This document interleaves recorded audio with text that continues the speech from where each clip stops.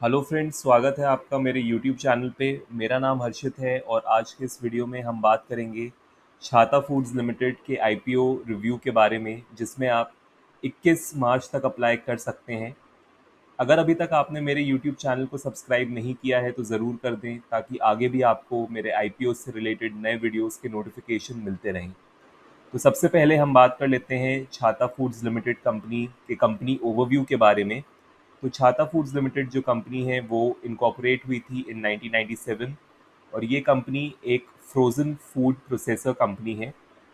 Company जो है ये ऑफर करती है frozen food products to top quick service restaurants, casual dining restaurants and other players in HoReCa, यानी कि hotel restaurant and catering segment.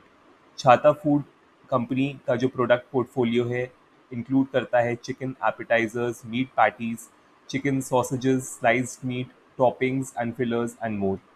Company के प्रोडक्ट पोर्टफोलियो में 70 से भी ज़्यादा मीट प्रोडक्ट्स हैं।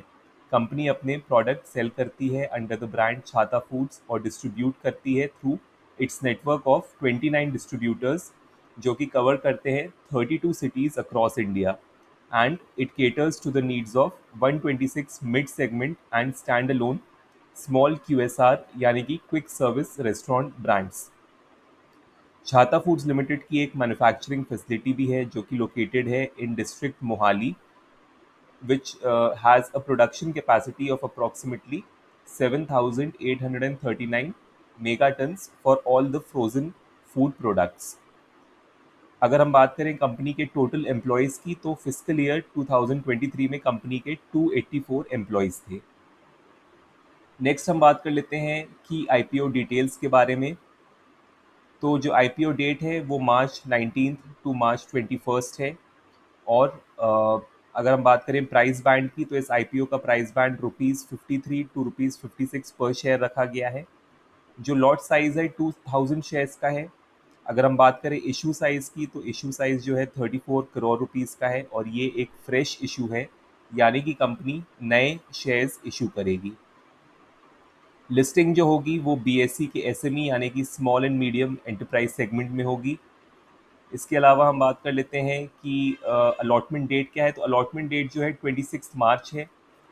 नेक्स्ट है इनिशिएशन ऑफ रिफंड्स। तो इन केस आपको आईपीओ में अलॉटमेंट नहीं मिलता है तो 27 मार्च को जो आपके फंड्स हैं वो आपके अकाउंट में रिफंड कर दिए जाएंगे। Credit of shares to demat account, in case आपको अलॉटमेंट होता है इस आईपीओ में तो 27 मार्च को शेयर्स आपके डीमैट अकाउंट में क्रेडिट कर दिए जाएंगे।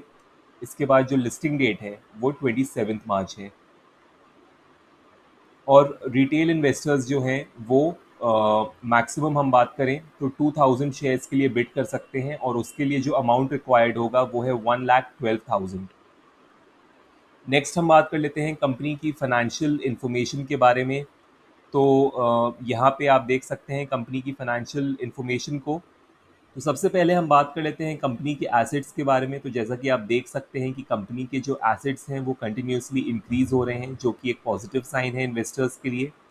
कंपनी के रेवेन्यू भी जो हैं वो कंसिस्टेंटली काफ़ी अच्छे रेट पे इंक्रीज कर रहे हैं, which is again a positive sign.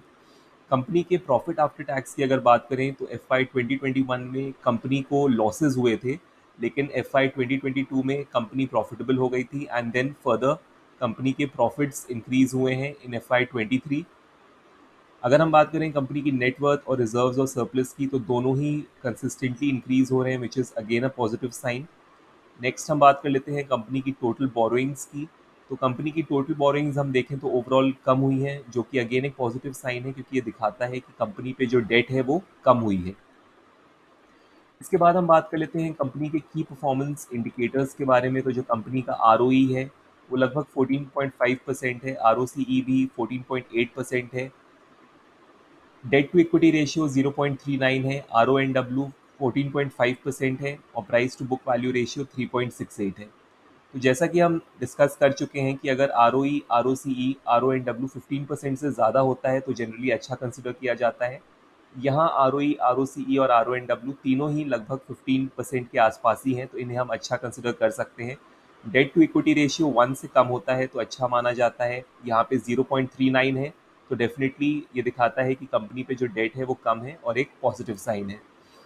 Price to book value ratio अगर 3 से कम होता है तो अच्छा माना जाता है और साइन होता है एक अंडर वैल्यूड कंपनी का। यहाँ पे जो कंपनी का price to book value ratio है 3.68 है, जो कि थोड़ा ज़्यादा है और दिखाता है कि कंपनी थोड़ी ओवर वैल्यूड है।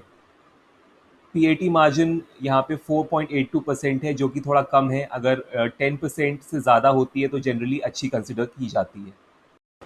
तो नेक्स्ट हम बात कर लेते हैं जीएमपी यानी कि grey market premium unexpected profits की।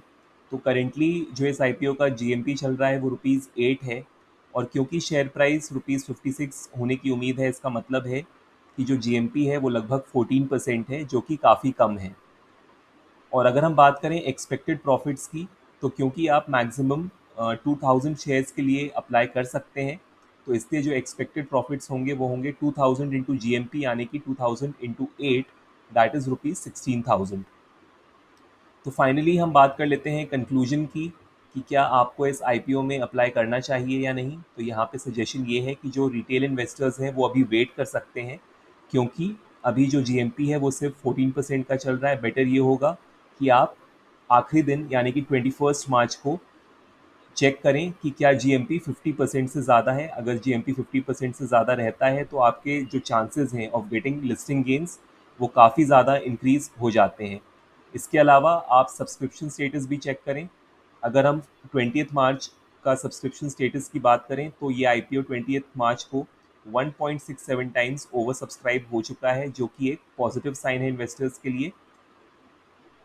तो आप डेफिनेटली कल चेक कर सकते हैं यानी कि 21 मार्च को ये चेक कर सकते हैं कि क्या ये आईपीओ ओवर सब्सक्राइब्ड रहता है और क्या इसका जीएमपी 50% से ग्रेटर है। यदि ऐसा है तो जो आपके चांसेस हैं ऑफ गेटिंग लिस्टिंग गेन्स काफ़ी ज़्यादा इंक्रीज हो जाते हैं। फाइनली ये एक इन्वेस्टमेंट एडवाइस नहीं है, आप अपना रिसर्च और ड्यू डिलिजेंस करें और अपने फाइनेंशियल एडवाइज़र को ज़रूर कंसल्ट करें before investing in this IPO. तो उम्मीद करता हूँ कि आज का वीडियो आपको पसंद आया होगा। अगर वीडियो पसंद आया है तो इसे लाइक और शेयर करें और मेरे यूट्यूब चैनल को सब्सक्राइब करें। बेल आइकन को भी प्रेस कर दें ताकि आपको मेरे नए वीडियोस का नोटिफिकेशन मिलता रहे। Thank you.